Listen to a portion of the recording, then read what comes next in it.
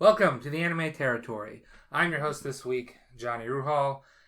We surveyed hundreds of people, and 8 out of 10 of them thought that my co-host was a yokai when they saw him in the dark, and the other 2 out of 10 could be convinced that he was some sort of monster.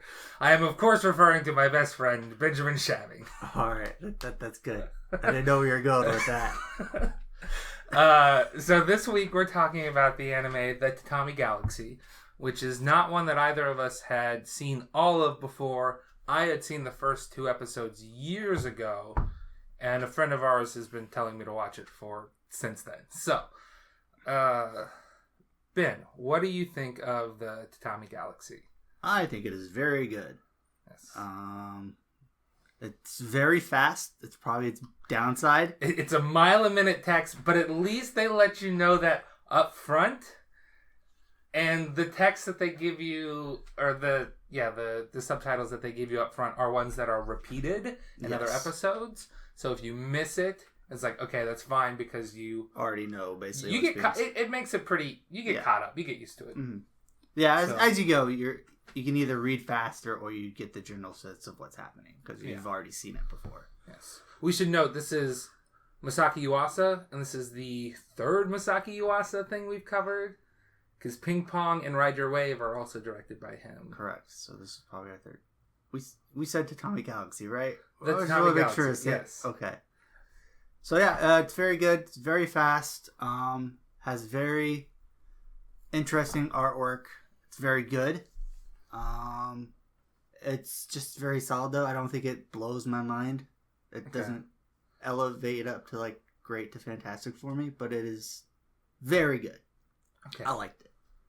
I think it does blow my mind a little bit, but part of that is the art style. I mean, we're sort of used to Masaki Yuasa's art from like Ping Pong. This one is more stylized than that because they'll often just be like just live action scenes. It's just or like characters interacting with like backgrounds that are just still images from live action because it's very surreal.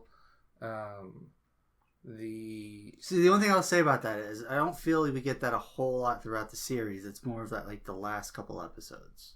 I feel like it's sprinkled in a little bit, yeah. But that style is kind of only in a couple episodes. It's great, but the last couple episodes are when it gets real sci-fi though too, and real strange. Which to me is the best episodes. Yeah. It's like, this is great. I like the 3 I think episode it kind of meanders in the middle. The way we watch this, we watched the first 8 episodes one night, and then we watched the last 3 today. Mm-hmm. And I think the 3 episodes before the last 3 were very good as well. So I would say, how many episodes? There's 11 episodes total. 11 episodes. So 9, 10, and 11 are very different from the rest of the show. 8, 7, and 6 are slightly different structure than the rest of the show. Mm-hmm. I would say 1 and 2 are the most similar to each other. 3 and 4 and 5 kind of start to deviate more and more. I gotcha. Yeah, you're right. So I guess this is starting at this will be a light spoiler area right here. Okay. You'll know what this show is about after watching the first 2 episodes. This show is like a time loop show. Yes. So every episode ends with the first episode, a lot of episodes end with the main character saying, I wish I could have made a different choice and spent my college years better so I could have this idealized life that I was thinking of. And then he reverses back in time in the next episode. He changes one small thing and we get to see the splits, the disruptions, ramifications of it. Or his do-over basically. And then the first couple of episodes are very, very similar. They follow a very similar plot structure. And then they get more and more different and weird. They deviate more the later you go. Deviate is the word I was looking for. We get to see the deviations. Though it's still, there are some, like if you look on Wikipedia, they're like, every episode basically follows the same structure. He starts out by joining a club. Yes. As his years is spent, he kind of alienates himself from that club just by his natural awkwardness, and not being able to fit in with other people. Just kind of sucking at everything. Yeah. So he becomes disillusioned with the club. Mm-hmm. While part of that club, he meets and befriends Ozu, which I have called the Corruptor, because Ozu constantly says, like, from the moment I met you, I've been trying to, like, bring you down. I was always like, we are tied by the dark fates. I'm taking you with me. Yeah. We're tied together through the dark thread of fate. And I was always looking out for your worst. Yeah. So he's like, he's a generally bad influence and cannot be trusted. I love him. I love Ozu. Yeah, but he cannot be trusted. He befriends an underclassman at some point, or becomes close to, varying degrees in the episodes. A girl named Akashi. He always meets a fortune teller, and the fortune teller always tells him to seize the opportunity that's right in front of, that's been dangling in front of you this whole time. Which we know what it is. But and then each episode she increases her fee by 1,000 yen. $1,000. Nah, it's more like $10. He realizes that he's got like a little stuffed animal, a mochi guman or something like that. I wrote down how it's spelled. So we're just going straight into spoilers, or?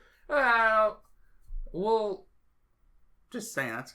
Yeah, we're in the light spoiler area here. Okay. Go for it. He sees a mochi guman dangling on his light switch that he realizes belongs to Akashi. Mm-hmm. And then he's like, all right, I'm going to take that first step and do something with this. And then he fails, mostly due to his own cowardice of moving forward.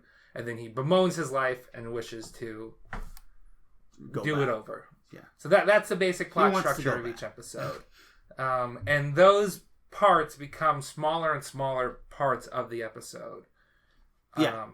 Or I guess, like, some episodes he spends more time with the club. Like, okay.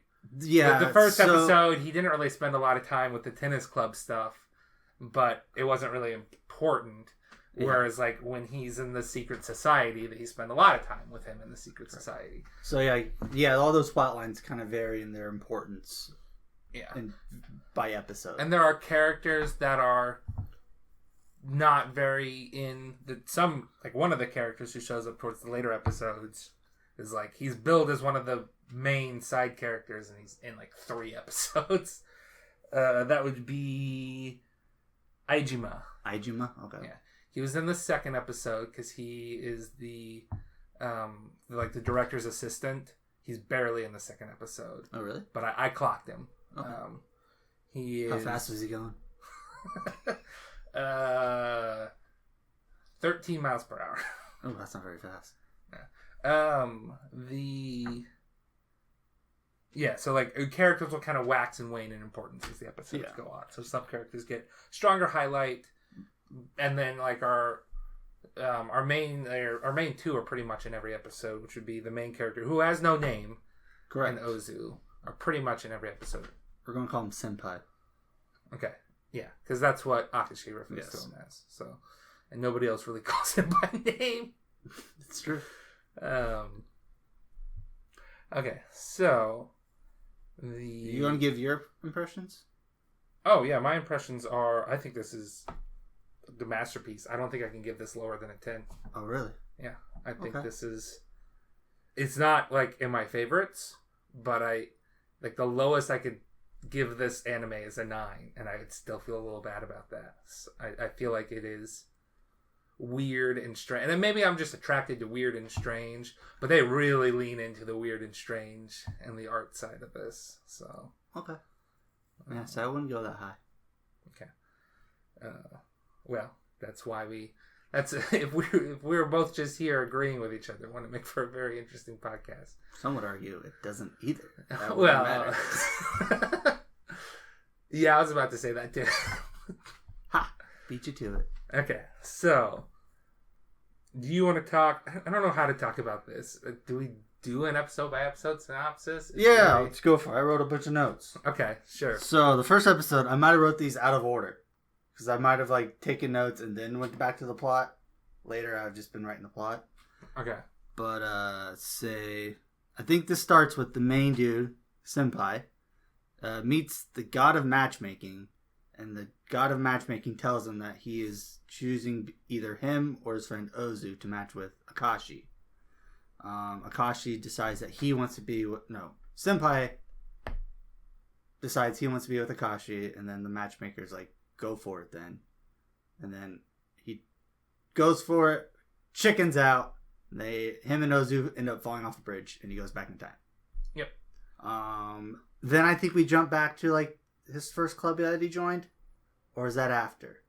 I don't remember. But anyways, we get to, I think they go back. He joins the tennis club, and again, every club he joins basically is just like to meet girls or like socialize with people. Yeah, he's trying to make I want to make 100 friends. Yeah, he wants to make 100 friends and like meet a black-haired maiden, raven-haired maiden. So he joins tennis club, doesn't get along with anybody. Nobody likes him. / he's like too forward or like too weird. So he gets alienated. It's kind of like a matchmaking tennis club though too, if I remember correctly. Yeah, it's like Cupid's tennis or something. Cupid's doubles or I don't know. But yeah, he joins a tennis club, doesn't go well. Immediately regrets it. He meets Ozu there though, and they form the Black Cupids. Yeah, who are just a bunch of troublemakers, in which they like spread rumors to like try to break people up and like shoot fireworks at people, which is why they get like cornered at the bridge. But part of why. We'll talk about that later. But that's what we see, because there's when they're on the bridge, there's a bunch of people for whatever reason. The Ozu is wearing drag and like a crowd of torches and pitchforks. And we see some main characters that we haven't met yet, or main side characters, I should say, that we haven't met yet, being like, Ozu! And Ozu's like, I'll do it, I'll jump unless my safety is guaranteed. And that's when they fall off. That's the basis for episode 1. We should note there is like a... We set up that Akashi hates moths. There's like a moth that lands on her and she freaks the fuck out. Okay. And... like, after freaking out... Higuchi's the matchmaking god, right? Yes. Okay. Higuchi is the matchmaking god there. We learn more about him. He's not really a god of matchmaking, for one. Yeah. I was going to ask about that. It's like, he said he's the god of matchmaking. It's like, I don't think he's actual god, though, because he's a student, right? Yeah. Is he, pretending to be a student? Okay. He's just being his weird self. Okay. Because I was really, like... He's going to the meeting of the gods where they decide everybody's matchmaking. I'm like, okay, this is weird. And then that just, like, never happened. I'm like, are they ever going to bring that up, or are they just dinking my chain? Who knows? I guess it was just, that's what he calls himself.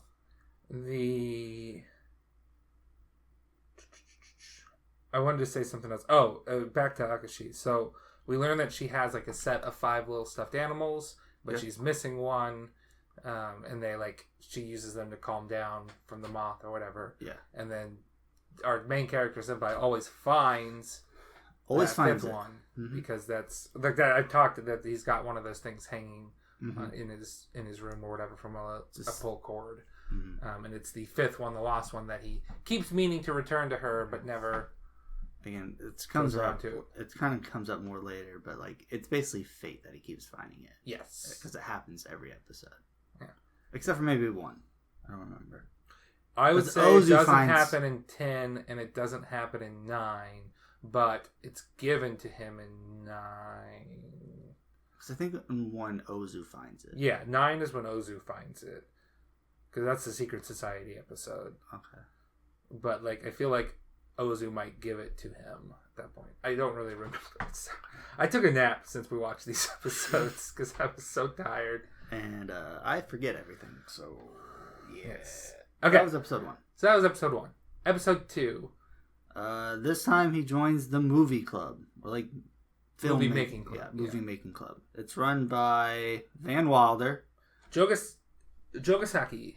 His name's Jogasaki. I'm going to call him Van Wilder because that's basically who he is. Has charisma out of the wazoo. It's like everybody likes him. Yep. Senpai tries to make his own movies, but they keep getting rejected. Akashi always likes them, though. Yeah, Akashi always likes him. But he basically becomes like the punching bag almost for Jogasaki. Yeah. And like all of his movies. So he's like, he wants to quit the club, but he decides he wants to take down Van with him. He's going to take down Van Wilder because he's. We should know the reason you call him Van Wilder is not just the charisma thing, but also because he's been in school for 8 years. Yeah, he's like a super senior. Yeah, an 8th year student. So that's why. Turns out, while spying on Van, he is a freak. Oh, and he's especially into boobs. He really loves boobs, but he's also sort of like scared of women's germs. Like anytime that they touch him, he always like cleans the germs off of him. He doesn't like the real. He throws away he throws away like any like gifts that they give him almost immediately, and he's obsessed with boobs. There was a infamous casting session where like they were every woman who was auditioned had to come in a swimsuit, but like the movie didn't have anything to do with, there was no swimsuit scene in the movie. But it was like his excuse to get a bunch of different breast shapes not jotted down in his notes because he's got a wall of fake boobs that he goes rock climbing on in his apartment. He has a rock climbing boob wall. Yes. Which is just gross. Do we meet Kaori in this episode? I think so. Yes. We also know that he's got a real life doll that he takes pristine care of and loves. Yes. It's a sex doll. Yeah. Whether he has sex with it or not, we don't know. But it's a sex doll. He gets intimate with it, but we never see the deed. But yeah, no, they break into his apartment. We learn that Ozu just has his key because he's been getting close to him, which is something that comes up later. Yeah, it happens all the time. Because we should say that even though like things change, like a lot of the events that happen that like Senpai gets caught up in still happen even if he's not caught up in them. Yeah. Like Ozu is still going around wreaking havoc. Yes. So like they don't like shoot the fireworks at the lovers in episode 2 that they did in episode 1. But Ozu does. Yeah. Or at least in some of the timelines Ozu does that. And I know a later episode they still make the documentary about. Yeah. Yeah, even when Senpai is not in the movie club, that documentary still gets made. Yes. So they basically recut the film that they're going to be showing, which is like Alexander the Great. Yeah, they're going to make it Alexander the Great. But they recut that film so that it's like it starts out normal. Yeah, and then it goes to him in his apartment and like shows like some back takes and him throwing away people's gifts and people are getting disgusted by him there. So. And they make an expose doc about him. Shows it to the whole theater. He's basically ruined, whatever.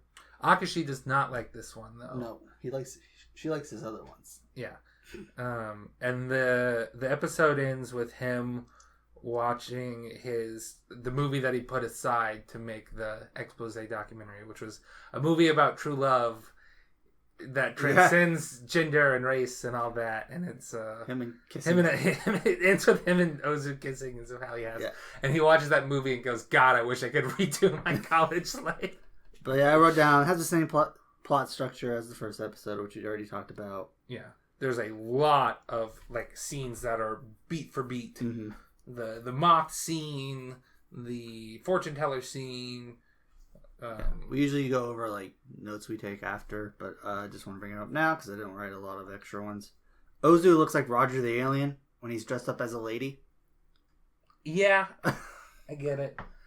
Oh, we should note that Ozu, that line I have about you looking like a yokai, that's just straight up a line that says about Ozu in this show. It's a good line. Yeah. And also I wrote down, you can't call dibs on another man's girlfriend even if they are inanimate. And yet, we'll talk about this. We'll talk about it later. I just wanted to bring that up. Episode 3. This is where he joins a cycling club. We learn that a lot of bikes are being stolen by some criminal organization. Not criminal, supposedly. They are enforcing the law of you can't park your bike in spots that aren't designated.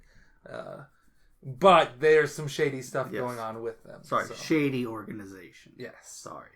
So he's been spinning up, working odd jobs to because he's in the cycling club, but he's like super wimpy. Yeah, joins cycling club. He sucks at it.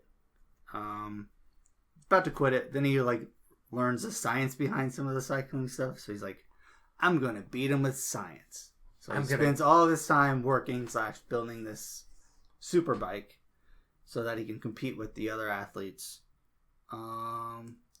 He gets it made, immediately gets stolen. So he has to go back to his... That's the bike's name. Oh, okay. You called dibs on something that we could not remember the character name, but it was his old... It was his old bike. His old bike with a basket on it and stuff. He entered the road race with that. What is it? He enters a race. The race starts, but his bike's nowhere to be found because they thought it was like a... They moved it to the end or something because they thought it was like a transport or something. Yeah. I don't know. Like it wasn't something that somebody would be competing in. Mm-hmm. It was something that somebody would need to have at the end cap so they could get home or something. I don't know. But so he has like a 2-hour delayed start because he had to go get his bike, and it rains on him, and then he eventually I think gives up. Well, no, I think he finishes. Oh, he does? And then he learns that what do you call it?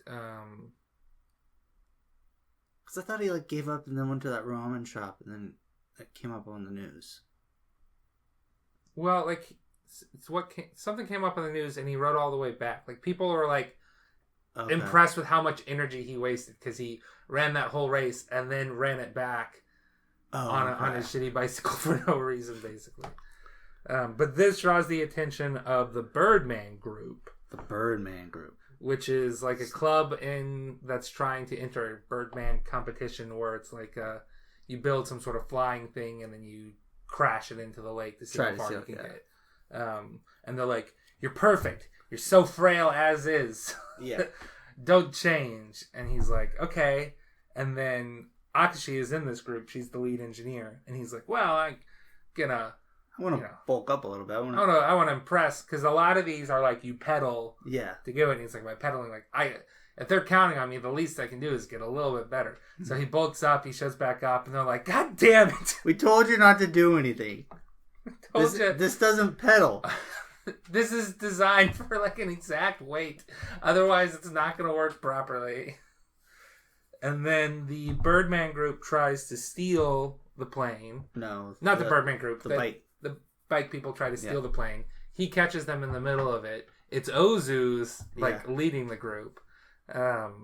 Ozu then is like, oh shit, somebody's coming, and he hands off his his disguise that everyone knows of, like this disguise. Yes. Hands it off to Senpai, and then Akashi shows up and it's like, Senpai, you were trying to steal this? He's like, no, this is a misunderstanding. It starts to like launch down the hill, and he's like, okay, well, my only chance now is to try to fly this. And he's like, where are the pedals? And it's like, it's not a pedaling one. We're entered into the free fall. Again, why did you bulk up? There's no but yeah, that crashes, and I think that's where he bemoans his life and resets the timeline again. Yeah. Because Ozu was the bad guy all along. This episode slightly deviates from the formula. But again, it keeps it a little bit though. So episode 4 is I wrote down Van Wilder War, but it's the Proxy War. Yes. He basically joins Senpai joins the Higuchi Club, where he basically becomes like his... He's the disciple, yeah. The guy who is the god of matchmaking is actually another super senior, an 8-year student, that is just a weirdo that lives in the same dormitory as him. Yes. And he and Ozu and Akashi and another character that I think has been brought up briefly but hasn't really been touched upon, who is Hanuki, who's a dental hygienist that Ozu goes to their clinic. We learned that she was in the same class as Van Wilder and Higuchi. Yes, yeah. But she actually graduated and got a job. Yeah. But yeah, so she is... They're all like hanging out in his room, and they have to eat this like weird soup or something. Like everybody added weird things. Like somebody added beer, somebody added chocolate. Somebody had like just ramen or something. I don't know. Cheese or something. Yeah. But it's basically he just has to do these weird tasks that Higuchi assigns to him. Higuchi dresses like a samurai. He just kind of looks like a samurai character. Also, we got to bring up, he looks like an eggplant. His face or his head looks like an eggplant. Yeah. And when I say samurai, I mean like casual kimono. Yeah. He's always in a kimono there. But basically, we learn that he and Jogasaki have been participating in this prank war between each other, some rivalry. And we learn from the owner of Neko Ramen, the ramen shop that they go to a lot, that this all started like 50 years ago between like these two guys fighting over a girl or something, and then they've just passed it on to their successors each time. So it's like the proxy war. And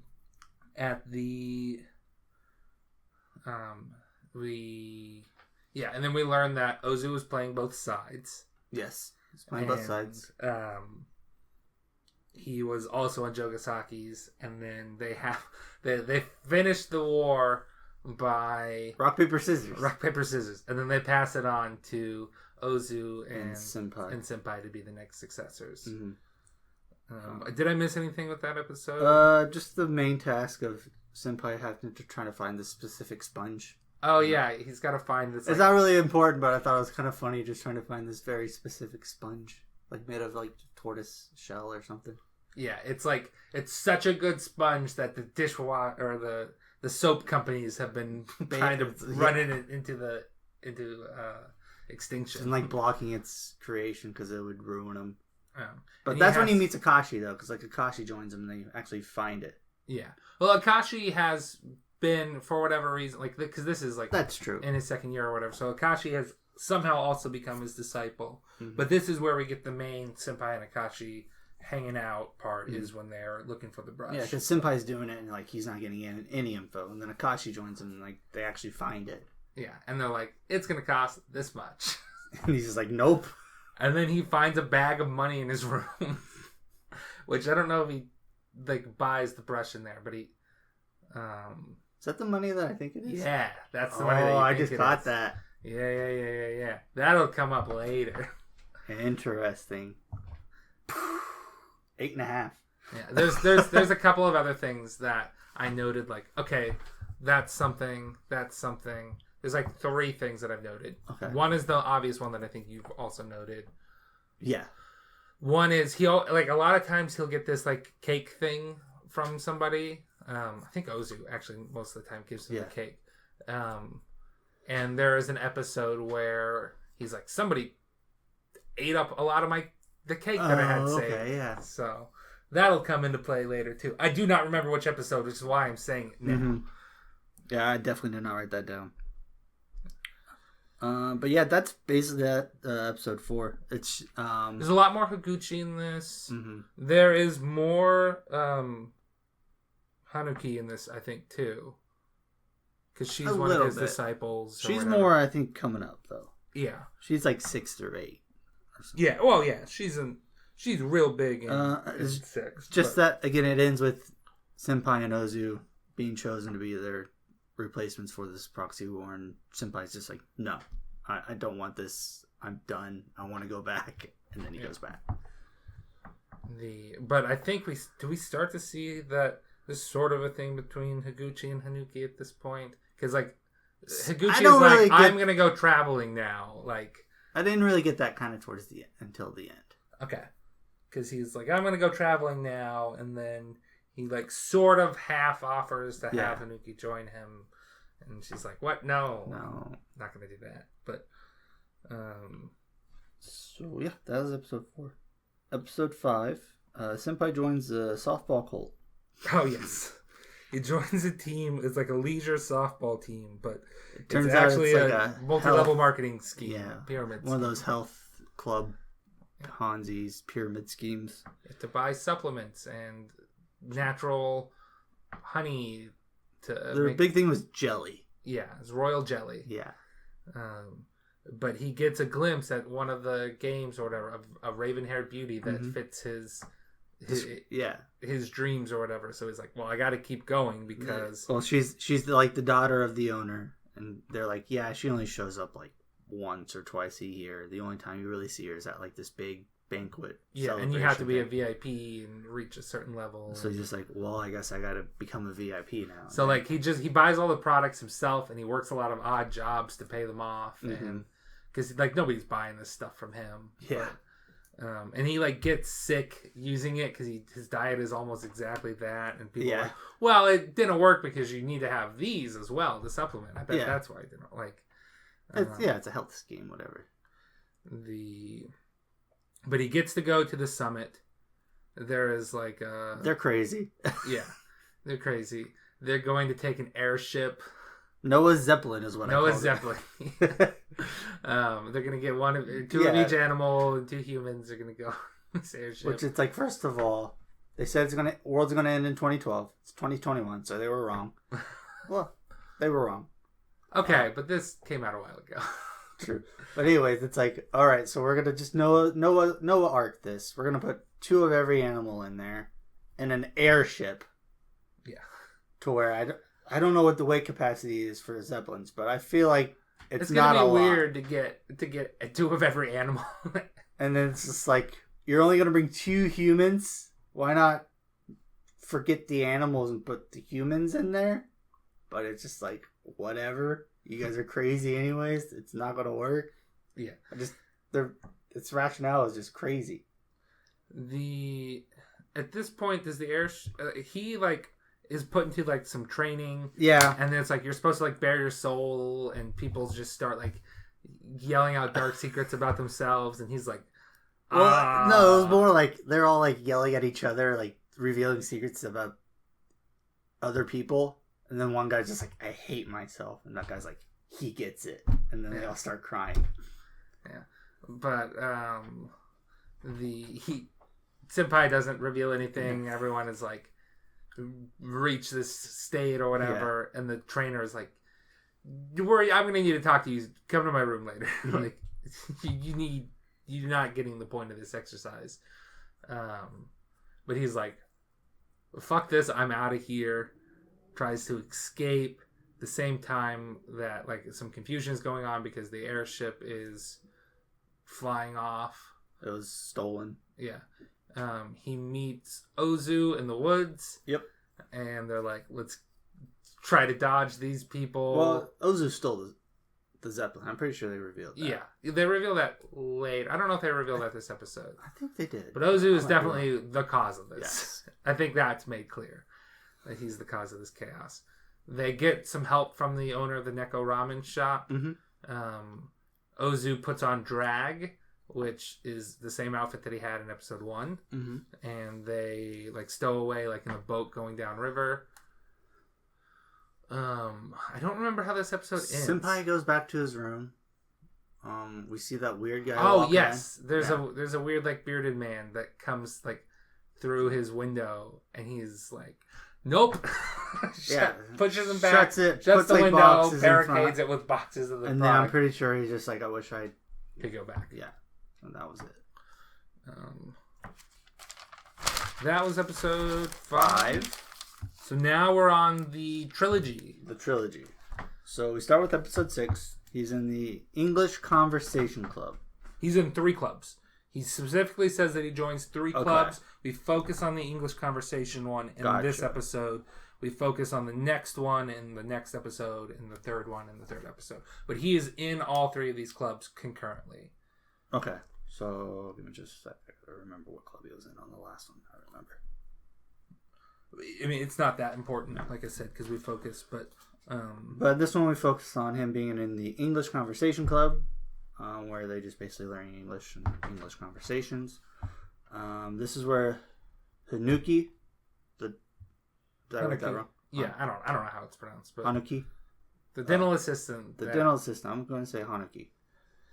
Is in the club with him. They kind of become friends. Yeah, they like hang out in cafes afterwards and talk about it. So she's a very passionate speaker, but not very good with the grammar part. Yeah, and she's like, your English just comes from a feeling. Just people know what you mean if you put your feeling behind it. Is her thing. And Senpai's just like really worried about all the grammars and stuff, so he's not very good so at it. He's very silent, and then eventually he gets his break by just Talking telling the Ozu. devil tales of Ozu. Yeah. And people are like, this is great. So he's got like a segment that he does. But he mentions in this episode that he has been, like, not only is he getting closer to Hanuki, he's also getting, he's also been writing letters with a supposed raven-haired beauty. And then, she wants to meet in person some night.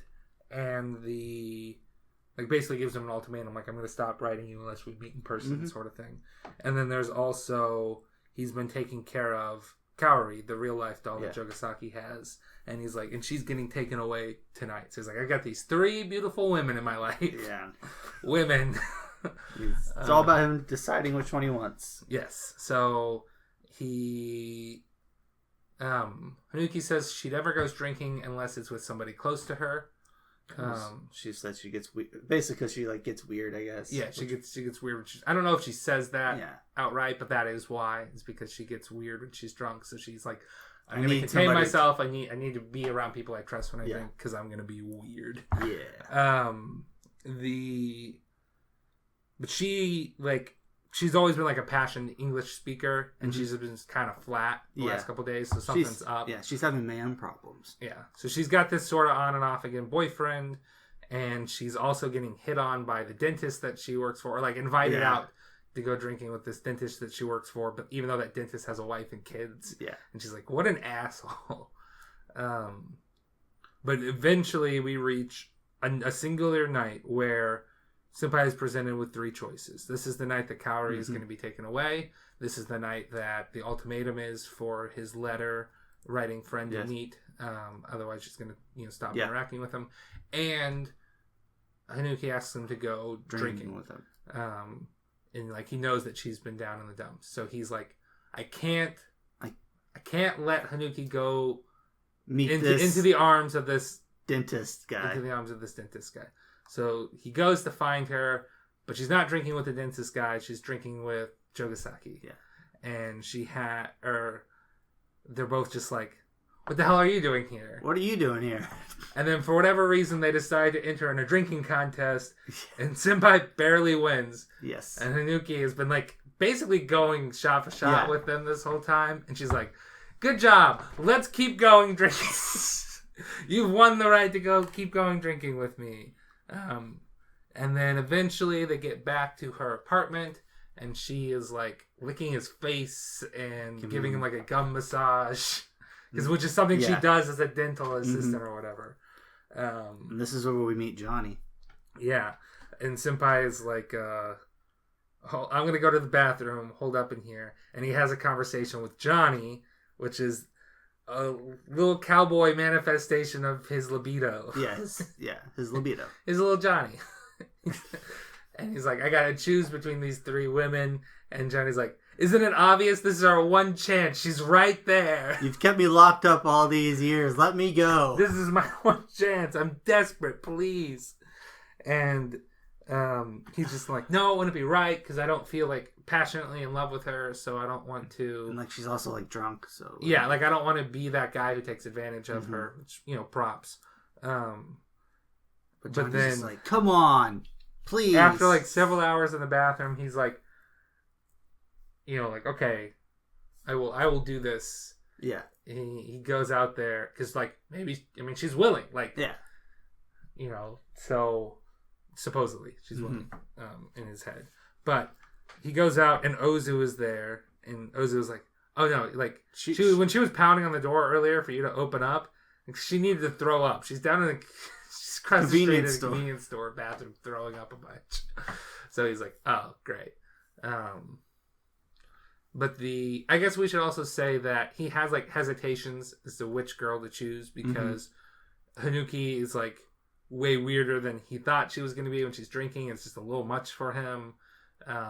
He's been lying about his life to the girl that he's been writing, and Kaori is a inanimate object who is in a relationship. who is in a relationship. Who is in a seemingly loving relationship. Yeah, seemingly. But then he's like, I wish I could redo at least the last 3 hours of my life, which is different than the rest of the episodes because we're not going back. So now in episode 7, we don't go back to the start of his school year. Okay. We go back to him in the bathroom at her apartment, and does he stay in the bathroom or does he choose one of the other girls? So basically everything works the same way up to that point, but we see more of the other clubs he's in. Because we don't go immediately back to that moment. We go back to, we'll just go to episode 7. He's in a hero association club where he basically plays a superhero in a kid's show. That's not. So that's 8. No, that's 7. I thought. Because he shows up in the superhero costume at that apartment building in 8. So 7 is a literature club? Because I thought 7 was that he was the superhero association club. Like Jugasaki, because of that, tells him to keep an eye on That's Kaori. true. Yeah, okay. I just know the superhero thing comes up in episode 8. But yes. Yeah, it's the superhero association. You're right. Because the literature club is the last one. Yeah. So it kind of makes sense if it was the other way around. But I'm pretty sure it's this way. But yeah, something that happens in episode 7 is relevant to episode 8. So that's why I'm getting confused. Because this show is a little confusing. Yeah. A little bit. But yeah, he's like on this kid show they're essentially those little, I don't know. The little dolls that Akashi has. The Mochi Guman. Yeah. They're like life size. And that's just actually like a thing I've seen in anime before. Well, they'll have like superhero, sort of like Power Ranger like shows where they defeat a villain in like a mall or on the roof of a mall for like live kids entertainment thing. Yeah. So it's something that happens. It's just like a little like I don't know. It's like going to an improv night or something. Only it's a rehearsed superhero show for little kids. Yeah, it's a little kid show. Yeah. Well, I just wrote down. It's basically the same episode, but with Kaori. So this episode we're focusing on Kaori. Yes. We should note that as part of the superhero club, he sees that there's like 2 guys kind of like hitting on Akashi in the crowd. Though we learn that Senpai doesn't know who Akashi is at this point. Yeah. But he sees this and he goes up to them. He doesn't like say anything, but he's just like getting in their way, and they're like kind of like pushing him around now instead of getting physical with her. And then all the kids are like, look at these guys. We gotta protect Mochiguma from these bad guys. And they're just like, stay away, stay away. Yeah, so the little kids run off the creeps. I wrote this in episode 8, but I'll just bring it up now. I thought that was a bit. Yeah. Like they set up like those 2 guys like pretending to like hit on Akashi, but nope, it wasn't. They're just creeps. There was then after the show, when he's getting changed, he sees a note in his bag or whatever that says, you showed real promise. I've got a proposition for you. Meet me in the lunchroom. Or whatever you want or something. Yeah, and I'll pay for it, sort of thing. And he's like, what is this? Some sort of scam? Crumbles up the piece of paper, throws it out the door. And then somebody immediately throws it back, and he catches a glimpse of somebody. So he goes chasing out after him. Doesn't see anybody, but Akashi comes down the hall and thanks him for, saving her from that. Then he meets up the next day with Jogasaki, but Jogasaki is in disguise. Yeah, he has a mask on, but he has a mask and a trench coat and like sunglasses or something. He's wearing he's concealing his identity. Brings him back to his apartment, and he's like, I need somebody to watch over her. It's like, Kaori. We've been compromised. I need somebody to look after her. Well, at first it starts, he's like babysitting her. Protecting her virtue for like when he goes out to do stuff. Which might be him hanging out with Hanuki at some point. I think it's mainly him shooting his movie. Oh, okay. But yeah, he's like, I was impressed with that, so I want you to take over this job of doing this. And he does, and then eventually Senpai like starts talking as like a female voice. He falls for Kaori. Yeah, and like Kaori quote unquote speaks, but I'm pretty sure it's just Senpai doing a girl voice. And she's like, if you take me away from here, if you leave me, I'll become his Kaori again instead of your Kaori. So I want to be your Kaori, sort of thing. After the film, I like his flash forward where like we could run off and live on the small farm and have kids, and then have grandchildren. They're all just dolls. Yeah, but that was really funny. But yeah, eventually Kaori starts to quote unquote live with him. Yeah. And that Jogasaki's apartment becomes compromised because the expose movie gets filmed about him. And then like that's all finally died down to this one night. It's like, okay, this is the night that she leaves. He goes out, he's got to protect Hanuki's virtue from the Jogasaki. Which then he's also mad because like, why are you here when you're with Kaori? Yeah. So it adds a little bit more to that. Yes. But then in the bathroom scene hits, and instead of him like chicking out and staying in the bathroom, he runs out of the bathroom saying, "I choose Kaori." Yeah. Goes back to his apartment. They run away together. It starts raining. They're hiding out under a bridge, and then Jogasaki shows up and like just decks him. I think doesn't he like he like jumps off his bike and basically jump kicks him. Yeah. And then I don't know, how does it end? I always forget like how. I think that's basically it. Yeah, and he's like, I wish I could have redone the last 3 hours. So now, episode 8. Episode 8. This time we focus on him being in a put down literature club, but it's like a reading club. They just read. He's like, well, this is kind of boring. Yeah. Go on. That's all I wrote. So we're focusing on his pen pal. Yes. It was just kind of a spur of the moment, I think, because he like borrowed a book. He read the book. He read the book Night is Short, Walk On Girl, which is a movie that we haven't seen yet, but we will be watching probably not tonight because we both got things going on later tonight. But we're probably watching this weekend, and we may record something for it. I don't know if we'll tack it on at the end, or if we'll do a bonus episode, or we just won't record something. Who knows? We might, but we're gonna watch the movie. I bought it on Blu-ray yesterday, so I kind of feel like I have to watch it now, and I really want to as well. Yeah. But he read that book, and then it was the name in the front of the book, or I guess technically back of the Japan.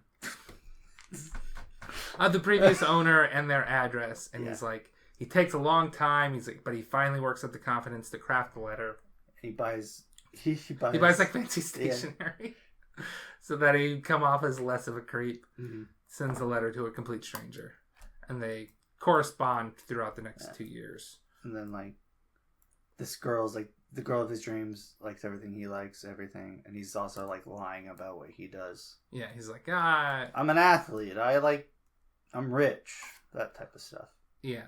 He does like sprinkle in some truths, like he says like the superhero show thing that he does, but he embellishes that a little bit. Yeah. And he's just like, well, by the time I meet her, I'll be my ideal self. Yeah. I'll be like this. But then the ultimatum comes, and he's like, The ultimatum.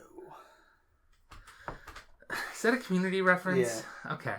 We have a lot of Community references in this podcast. I think that was the first one. I think that's required viewing for this podcast. You need to go watch Community.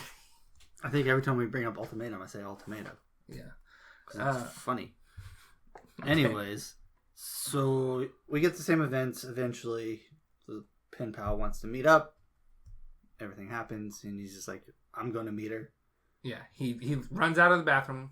Because, again, he always goes to defend Hanuki's honor, which is to his credit there.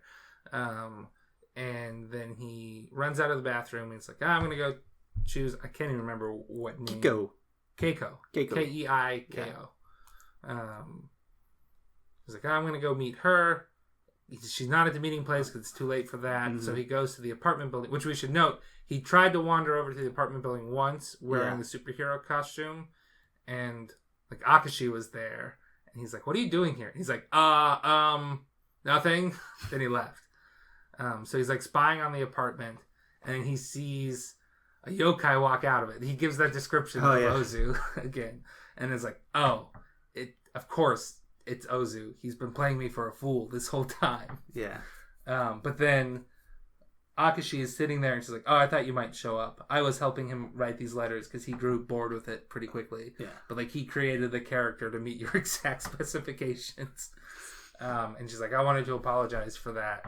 And he was like, well, I mean, I lied about who I was. So like they kind of have this thing. We're even. And he's just basically just like, the girl in my dreams wasn't real.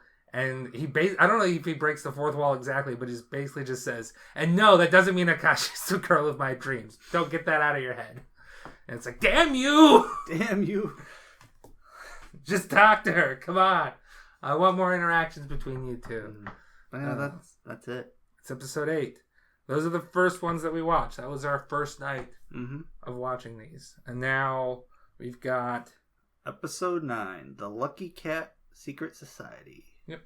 He joins the sketchiest club he can find, which is actually a secret society that has political motivations and is... It's like they've been running the school, but eventually turned into them like having standing with all of Japan, basically. Yeah. So that bicycle like kidnapping group, bicycle stealing group, that's run by them. There was a... Library police. The library police showed up in one episode to try to get a late book back from Master Higuchi, and they're run by them. They have like a organization that like basically copies homework and just gives it to people so they don't fail. They do that. And they run a restaurant. They run a restaurant. And it's all led by the guy we mentioned briefly before, Aijima, who is like the assistant director or whatever of the movie club. So this is like basically the second time that he has shown up. Yes.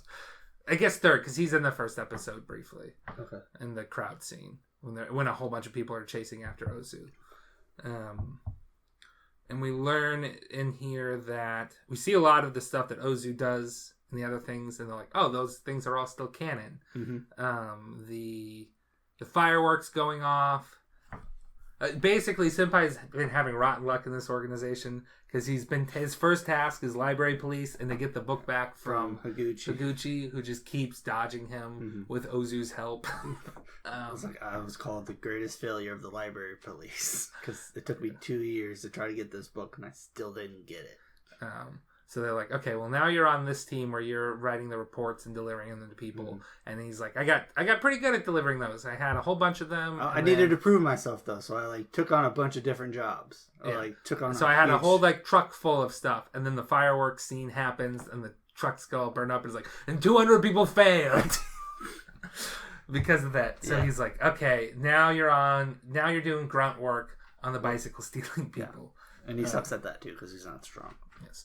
No, before that, it was... Well, maybe after that. He gets a side job from Aijima that's like, we want to... For some reason, he wants to get close to Akashi. Oh, yeah. So,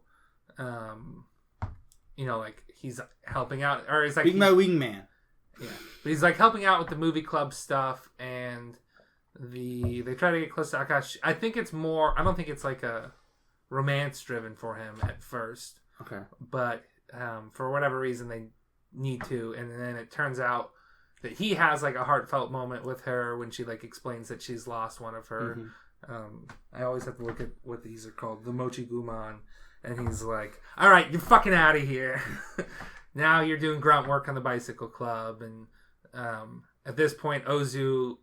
has been like second in command of this organization, and he stages a coup where he like puts out like a poster board filled with or a bulletin board filled with accusing things of Aijima, similar to like the expose movie like they made on... He like cross dresses, he like wears underwear on his head, ladies' panties on it. Yeah, he's just a freak. And they're like, he's been abusing the organization's... For his personal gain. With this Akashi girl. So Ozu takes control. He promotes... Senpai to be like head of the bicycle people. And Senpai's like, I'm finally living the life of my dream. We're making a lot of money. I got the money. First I got the money. Then I got the makes the world go power. around, baby. Then I got the women. But they steal the Birdman competition from Akashi. And Akashi confronts him and like slaps him about it. And he's just like, think of all the money we can make. You could design an even better plane and we can sell it for a lot of money. Yeah. She slaps him. He's like, why? Like, I should have everything I want, but I still this shouldn't bother me, but it does. Yes. Why is there this hole in my heart or in my emotions or whatever? So he's like, I wish I could redo the... Oh, and we also learned that Ozu... Yeah, before this, though, he talks to Higuchi. Yes. Higuchi gives him the book back and was like, this is great. Sorry it took me so long, but this book was amazing or whatever. Here it is back. Yeah, that talk's heartfelt, though, because he basically tells Senpai to, like, there's no such thing as a rose-colored life. Yeah, there's a bunch of different colors mixed in. And like, you have to stop thinking that happiness is going to find you. You have to, like, do it yourself. And then he's like... Then he looks at Ozu and he's like, Ozu's doing that. Ozu's having a lot of fun. Ozu's had a girlfriend this whole time, which is that daughter of that crazy syndicate has been his girlfriend this time. That's why he stole the airship, was he was trying to like rescue her from he was trying to take her out on a date to see this like all the like mountain burning tradition. Which this is in the first episode. It might have been in a few other ones. They like light these giant fires on the mountains and different symbols. And he's like, I'm going to take her to go see all 5 mountains at once, and the only way to do that is by taking the airship. He tries to ask to take it, and they say no. So he steals it, and he tries to take her from the top of the tallest tower. It fails. And then Aijima like kind of stages a coup back and be like, he's been doing the same thing that he accused me of doing. And Senpai's just kind of along for the ride at that point. But he's like, Ozu has been, he's been doing his best to live this life. So maybe he's living his fullest life. So he wishes to, go back in time and change my choices at the start of this college. Episode 10. No club. He chooses not to become a club. He becomes a master of the 4.5 tatami mat room. Yes. He's like, anything bigger than that, and you people are vain. Yeah. You'll lose control of that space. Man is built to rule over 4.5 tatami space room. There's people who can master the 2 mat or like the 3 mat, and God forbid the 1 mat. But anything more than 4.5, you're going too far. You're burning. Your wings are gonna melt. You're getting too close to the sun. Yeah. And he's like, I became kind of known for never leaving my room. They call him. What did they call him? Like the 4.5 tatami ideologue or something. Something like that. And then he eventually finds that he can't leave his tatami room. Anytime he tries to, he just goes into an identical room. He's like, well, I've got a faucet that still has water. If I could fit through the pipes, then I could probably escape, but I can't fit through the pipes. I've run out of food, but there's more food in the apartment next door. So this is, like I said, this is when it gets real sci-fi. Oh, yeah. I mean, every episode has been like weird, but like sort of explainable, just weird. And then the time travel thing has always been like, okay. But you could theoretically explain that as like, he's not really traveling in time. We're just showing you all these different possibilities. But he becomes trapped. I call it a maze, but it's kind of a maze. Anyways, he enjoys it at first. He's like, oh, this is great. I'll read the books. I don't. I've had this whole shelf full of books I've never read. I'm gonna love this. It's great. And then he's just like, no, this sucks. Yeah, it's like I thought I wanted to stay inside always, but now I don't want to. He starts just like going through, and he like breaks the wall. Yeah. Is this main mode of traveling? He keeps finding things. He realizes that every room is a little different from the other one. He also starts amassing money because he finds a wallet. That technically might be 11, but these two are kind of the same.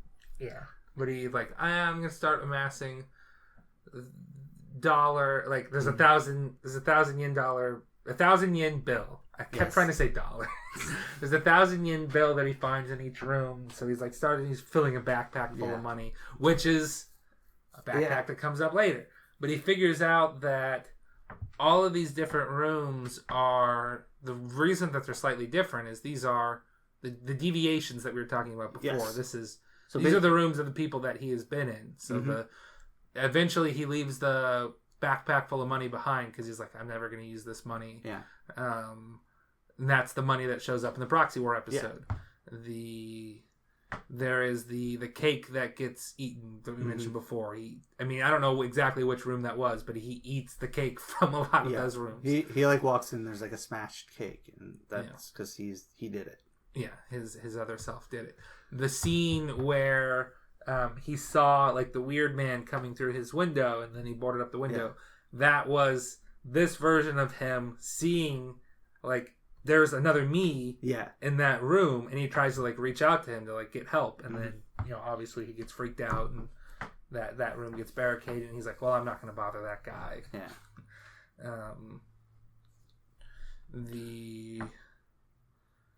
And then eventually he ends up back in his own room again. He's like, is this just a loop? I thought it was just an infinite thing, but I've just been looping this whole time.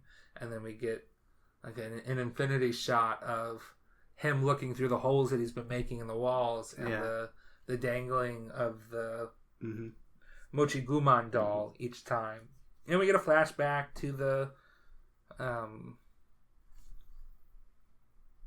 fortune teller saying, you've made a wrong choice in life, you're in grave danger, take the opportunity that's in front of you.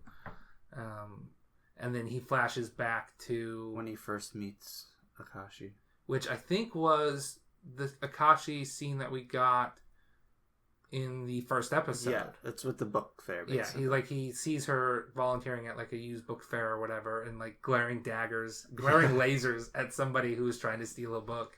That they're like, here's the money for the book I was always intending to buy.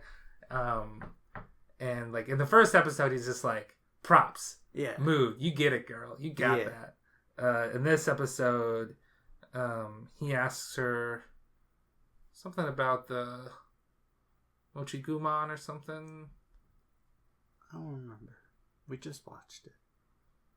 He answers something, or what are those, I think, is what he asks. And she talks about the Mochiguman, and that there's one that went missing, but it always finds its way back.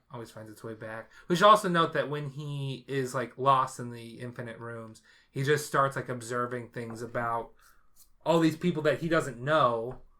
Oh yeah, but that the other versions of him have been interacting with, and like he sees pictures of the dental hygienist. He sees pictures of Ozu. He starts like piecing together the things that have been happening, the things that we have been piecing together. Yes, of like, oh, these are like what these people are about, and I could have had them in my life, and I chose not to. But I wanted to go back to that, but he says like, oh, and that's the moment that I fell hell over heels for Akashi. Yeah. But I never had the guts to take that first step. I found one time when I was doing laundry, I found the 5th Mochiguman in my laundry in place of my boxers. So he's like, all right, he took it, and then like he falls out a window, and he's finally outside. He says like, I'm gonna take this opportunity, even if it takes me like 100 or 1,000 times. Yeah. Then he breaks the loop. He breaks the loop. He's able to get outside. He's like outside. It's a really trippy scene that I love, where he's just like looking down the street, and people's clothes are changing, and people are, sometimes they're looking different ways, or they have their phone in their hand, or sometimes they are. They're just like there's a young girl there instead of an old lady, and or like it's a really cool scene of like it looks like the girl is growing up, but it's just there's different people walking down in these different things. He's got all of these realities. He also has a shit ton of moths. That's true. They don't really explain the moths. They've been like, they can make their way into his world. They don't explain it. I feel like I got their emotional bit on them, but I didn't really get the exact reasoning behind them. They might be like his insecurities. I know this is like a time travel, like weird loop movie, but for the most part it makes sense. And then you get the moths. I'm like, what are the moths? I feel like the moths might symbolize all these lost. Well, no, the Mochigumons are all the lost possibilities. They might be like his insecurities that have been building up through all these loops or something. Just like the manifestation of like his insecurities or like his fears, because that's what Akashi fears is moths. Yeah. So it's like him. Eventually, he like his fear. Yeah, but eventually, I think like he settles into like a timeline, and he starts running to the bridge. Starts running to the bridge that we saw in the first episode where Ozu was threatening to jump off if his safety wasn't ensured. Yeah. And the moths are swarming behind him. They like eat his beard and his clothes get eaten up, so he's naked. Ozu is being threatened there, and he like jumps up on the ledge with them, and he's like, "Don't worry, Ozu, I'm here for you." And Ozu's like, "Who the hell are you? Why are you naked? Why are you naked?" He's like, "Don't worry about it. I'll cover you." The moths attack the crowd. Akashi freaks the fuck out. Yeah. But like people scatter, they fall off, and they're like in the river, like desperately holding on to each other. And he's like, "I'm not gonna let go of you." And Ozu's like, "Why are you doing this?" My legs broke. Let me go. And I was like, "Don't you know we're tied together by the black thread of fate?" Yeah, which is a line that Ozu always says to him. Higuchi shows up and is like, "Hey, we'll take responsibility, but like we got to get him to shore and get him to." As like his mentor, like his mentor will take responsibility. Yeah. Ozu gets taken away in an ambulance to the hospital because he's got a broken leg. The crowd kind of disperses. Akashi is just like stunned from all the moths, and Higuchi gives Senpai a scarf because he's naked. Yeah, to cover himself. But he goes up to Akashi and puts the Mochigumon in her hand. Because every time that she's had a moth on her before, she'll like squeeze one of them as like a stress relief thing to calm herself down. So he puts one of those in her hand, and he's like, "I think this is yours. It just showed up in my laundry one day." And she's like, "Are you the owner of this pair of underpants?" Black underpants? And he's like, "Yes, I think those will fit me perfectly." It's like the Cinderella. And he's like, "Do you want to go get some Neko ramen?" And she's like, "Yes." For some reason, I feel like I've been wanting to hear that for a long time. And in the first episode, he promised her to take her to Neko ramen at some point. And he all she wanted was for him to like make good on his promise, which is hit hard in episode 1 and 2, and not really touched on again until like this. Yeah. So they go to Neko ramen. We learn that the ramen shop owner also went to school the same year as Jogasaki and Higuchi and Hanuki. And it was he's like, "I'm not going to tell you most of what happens with me and Akashi because there's nothing more boring than a love story that goes right." Yeah. And it's like, oh, that's nice. Oh, but damn it. They then go visit Ozu in the hospital. Yeah. And they're like, you gotta introduce me to your girlfriend. He's like, "Who told you about that?" He's like, "I got my ways of knowing." And then we get to see like Ozu this whole time has always had like weird like demon teeth every time he's been pictured because he's like a monster to Senpai. But this time around he just looks way more normal, and the Senpai though is like, I'll do this for you, but in exchange you gotta introduce us to your girlfriend. And then he's got the teeth, and it's like, okay, this is good stuff.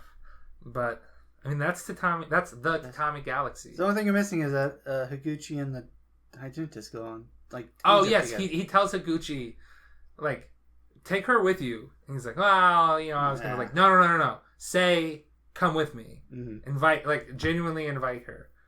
And we get a scene like they send postcards and they're in like Egypt and stuff together. So, because he was her on again, off again boyfriend. I don't know if we mentioned she had one, but so it's like no, just seize this opportunity.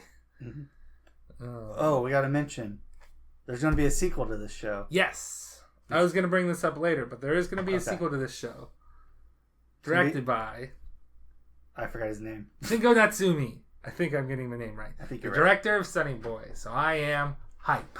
Yes, I love Sunny Boy. This show is a masterpiece. I mean, it's a little like, okay, Masaki Yuasa's not working on it. when he did this and he did Night is Short, Walk On Girl, but I don't know.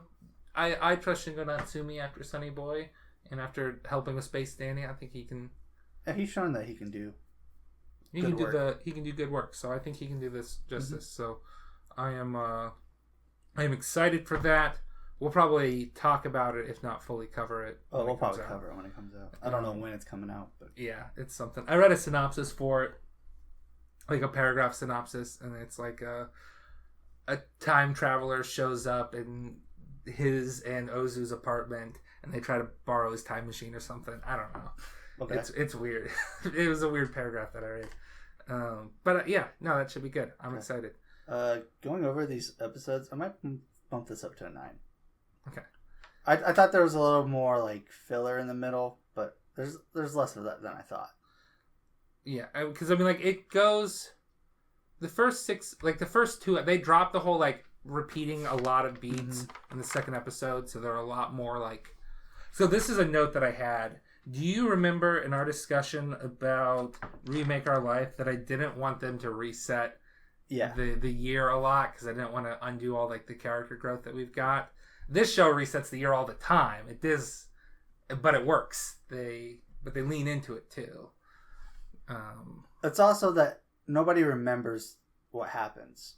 Yeah. Because like in Remake, the main character knows that he shifted. These are just basically alternate. I would also say that Remake is not as artistic as this too, and that it didn't. If Remake were to do that, which they didn't really end up doing it, but like if they were to do that, I would have been mad because we put like 6 episodes at the beginning of these characters. Oh yeah. Whereas this one is you don't get to know the characters really well until the end when you can kind of put all the puzzle pieces together. Yeah. And then you get to know them as fully faceted. And they talk about this in the shows. Like when you see different sides of people, they become 3D instead of 2D. There's like a scene where you like see Jogasaki turning and more of him gets flushed out. And that's they leaned into it in the show and it worked. So even though it did what I didn't want Remake Our Life to do, it worked way better than Remake Our Life because they leaned into it and they took the artistic approach to it. So there's a lot of craft that goes into this show, which is why I would give it a 10, I think. Banger opening too. Oh yeah. Great opening, great ending. Do we want to talk about how because now we're just kind of in wrap-up notes, right? Okay. So I wanted to note that this anime is about flooring, which is your specialty. Ha! You don't sell tatami mats. You don't sell tatami mats in the flooring department of Knox? Bring that up with corporate. There's not a market for tatami mats in Western culture? Not yet. Not yet. Start heavily... Get a sponsorship deal with the Tatami Galaxy. Menard sponsors the Tatami Galaxy. Get Tatami Galaxy branded tatami mats. Only store in America that sells tatami mats. effing him Menards. Okay. I wanted to note that I think some of the memories I wrote at one point, are some memories unconsciously retained because every time that the fortune teller ups her price by 1,000, he's like, hey, that was more than last time, sort of thing. Or, hey, that was really short this time. I think that was more played for comedy. I don't think that actually happened.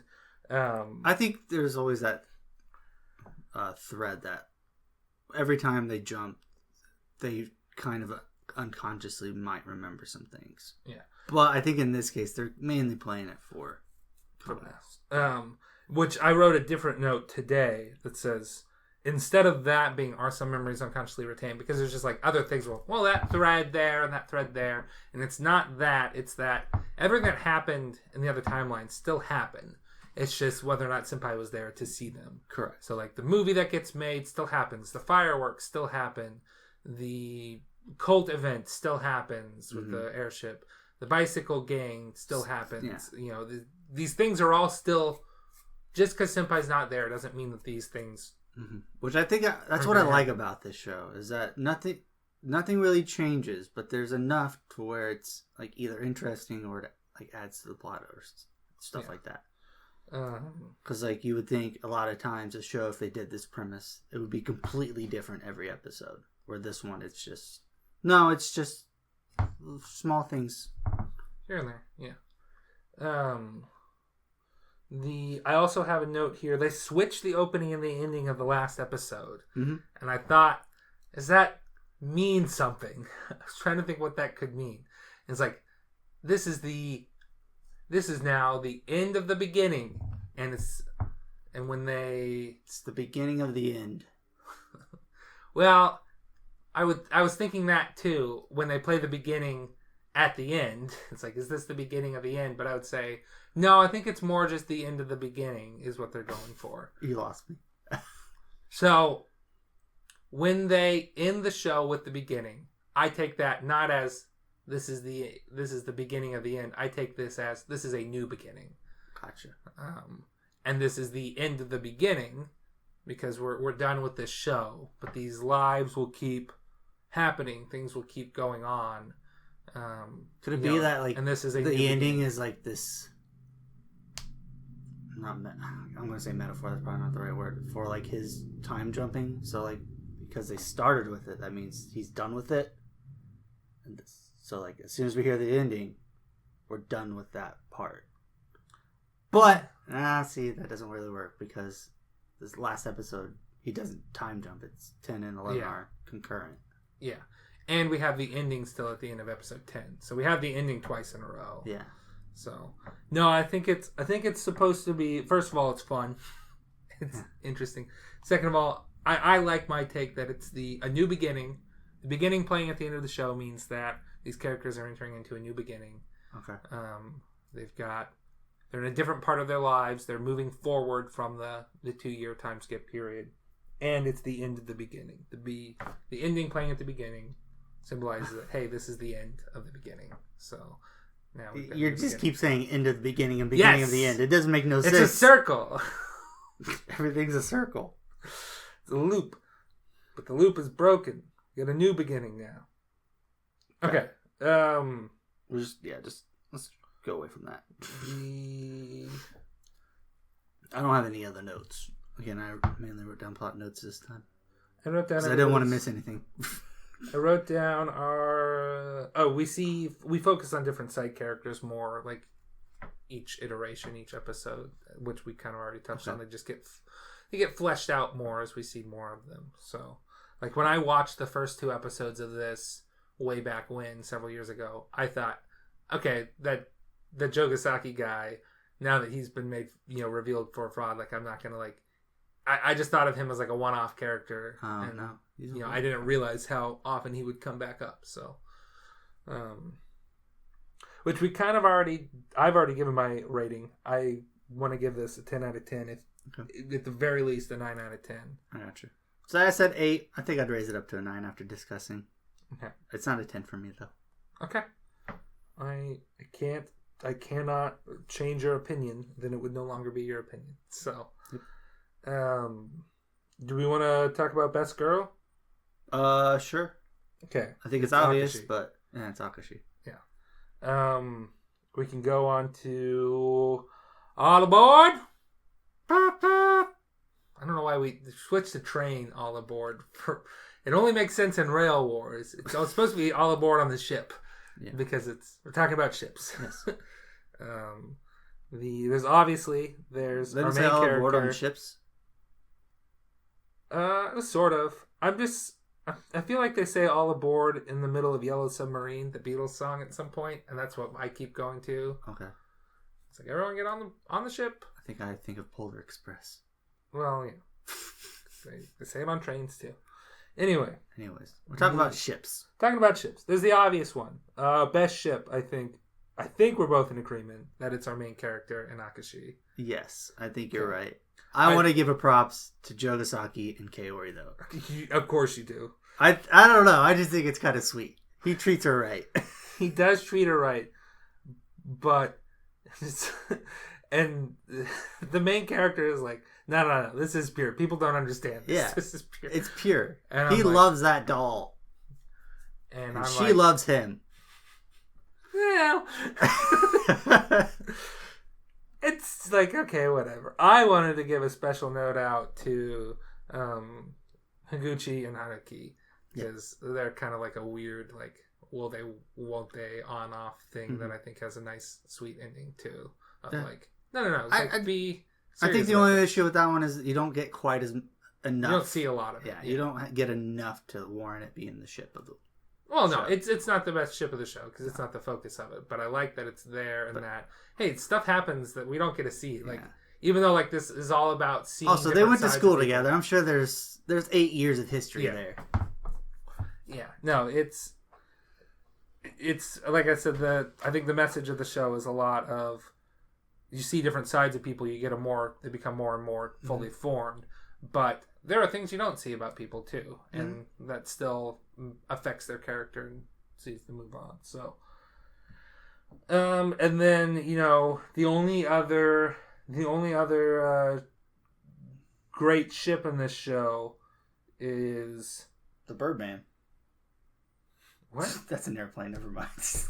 I was gonna say it was Ozu and the one lady that we get like the 3 dog. glimpses of. Yeah, those are your main 4 ships, unless you want to go like a screw the show. Let's put Senpai and Ozu together. That type of ship. Oh, the 5th ship I was gonna say was really only relevant in the first episode, which is when Higuchi says that he's thinking about pairing Akashi with Ozu, and that's like that never really comes up. Like I was always like a little afraid of it towards the beginning. I'm like, oh no, if he doesn't do this, Ozu's because you're not supposed to like Ozu at the beginning. That's and true. Then he just becomes more and more lovably evil. Yeah, he's chaotic. Good, probably not good. I would say he's chaotic neutral at best. But like the episode, like he seems more of a normal person in the last 3 episodes than he does anywhere else. So, and we don't see a lot of him in the show. Like you'd think he'd be all over it, but it's like he's doing a lot of like he's just in the background doing things. He's too busy in each episode to show up because he's doing all those other things that happen in the other episodes. Staring at, he's filming the movie. He's playing both sides of the prank war. He's shooting those fireworks. He's stealing an airship from a cult. He's still like with the tennis club, I think, just spreading rumors and shit. Yeah, he's doing all that. He's busy. Yeah, he can't show up in every scene. This is I don't know. Yeah, so that's the 5th ship. I mean, I guess you could theoretically you can ship our main character with Kaori and the Ozu's girlfriend and Hanuki as well, but those are like touched upon for like an episode or 2. Well, if it was strong enough, you could decide that. But I just think his relationship with Akashi is better. Because that's what the show's about. And Jugasaki's a better match with Kaori. Yeah, sure. Jugasaki. I don't know why you're judging that ship. They're adorable. It's adorable. Look, man, love has all sizes and shapes, and I'm not going to judge you. He loves that doll. I'm just going to say that it's not for me. That's fine. I'm not going to go bust in and say it's not for me either. But I can appreciate his love for that doll. Okay, he treats it right. From what we see, he treats that doll right. Which is a lot more than what some people do with real girls. I'm not going to condemn it, but I'm not going to condone it. Okay. You're going to bring up that comment I made while watching it? It's like, oh, he's going to make a choice. It's going to be the wrong choice. What did I say? Crap. I have a note here that says, Ben chooses the real life doll. I forgot how he worded that, though. It was like... He's going to make the wrong choice here. And the right choice is Kaori. That's what it was. Something like that. Like he's going to make the right choice. But it should be Kaori. God, it's so dumb. Okay, that's enough talking about the real life doll. I'm not gonna break anybody up that's dating a real life doll. I'm just gonna not do that myself. And try not to judge people. I'm not going to do it either. I can just appreciate the relationship. Can we stop talking about it? You keep bringing it up. Okay. Is it weird he has a boo ball, though? Yes, it's weird he has a boo ball. Alright, that might actually diminish the relationship a little bit. Why do you have a boo ball? Because he loves boobs. I mean, he's a weird guy. Okay, so, before we close out this episode, we need to reveal your number 2 anime. Okay. So, we'll recap your list, I guess. We didn't recap mine last time. So. No. I'll just reveal it. Okay. So my number 2 is Fate Zero. Fate Zero is your number 2. Fate Zero is my number 2. Okay. I have to look at your list because I have an idea of what number 1 is going to be. You should know my number 1. I'm pretty sure I've told you my number 1. Oh, no, I've seen your list before. Mm-hmm. I'm trying to pull up my note where I have listed the current list. But Fate Zero is fantastic. Again, it was one of those early shows I watched when I first started watching anime, and it just hooked me with its premise, its plot, its animation. Everything about it just stuck with me. Okay. I know you're number 1. Yeah. And this is my number 1 for a long time, but another show that I kept watching and thought about it past it. Okay. Yeah, no, it's I had to look to make sure it wasn't already listed because I'm like, that was my own thing. Well, maybe he's already said this show, and then I'd have to really ponder what it is. But I know what your number 1 is. Mm-hmm. Speaking of number 1s, next week, because it'd be a little I'm supposed to reveal my number 1 next week, and then you're supposed to, or not next week, next episode, because we do this every 2 weeks. And you're supposed to reveal your number 1 the episode after that. We're actually just going to combine. We're going to reveal both of our number 1s next episode. Because it'd just be a little bit more I feel like you revealing your number 1 would fall flat when it's... this is the big climax we've been building to. And then either mine will feel flat because it's not the true end, or you'll also feel flat because... Well, who cares? I've already announced mine. So we're just going to both reveal our number 1s, which are different, next week. So, our next episode. Which, next episode, we are covering my...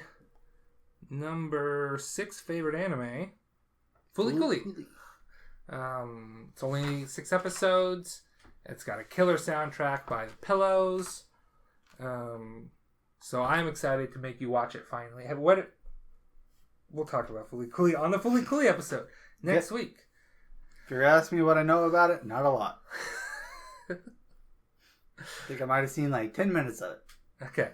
So, don't forget that if you want to follow us on Twitter, we're at anime_territory. Mm-hmm. We release episodes every 2 weeks on podcast platforms like Anchor. Anchor is where it's hosted. Yep. And then, it gets sent out to Apple Podcasts, Spotify, Google Podcasts, Breaker, some other things. We also upload to YouTube.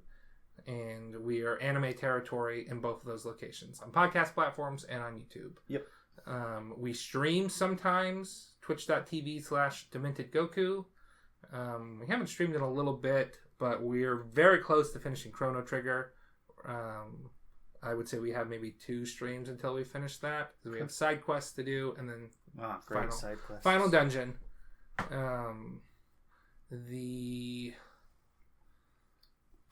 The side quests are kind of fun because they're the ones that deal with time travel shenanigans the most. You got to go do something in the past that changes something in the future, and find out information from the future to go back to the past and stuff.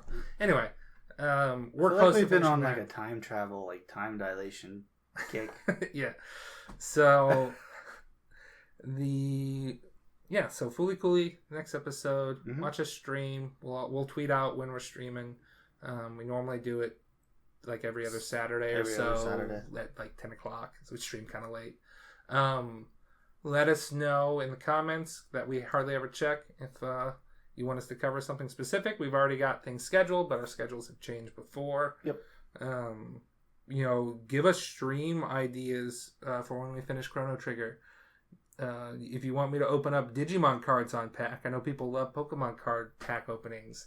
But I don't really care that much about Pokemon cards. But I'll open some Digimon cards on pack. Or packs on I'll stream. I'll open up cards. Okay. I don't care what they are.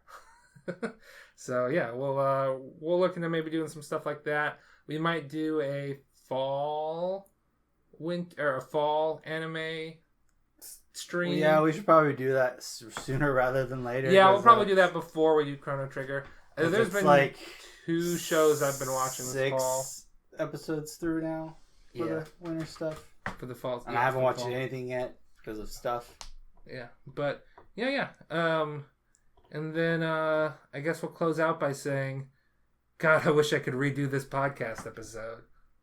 Wow.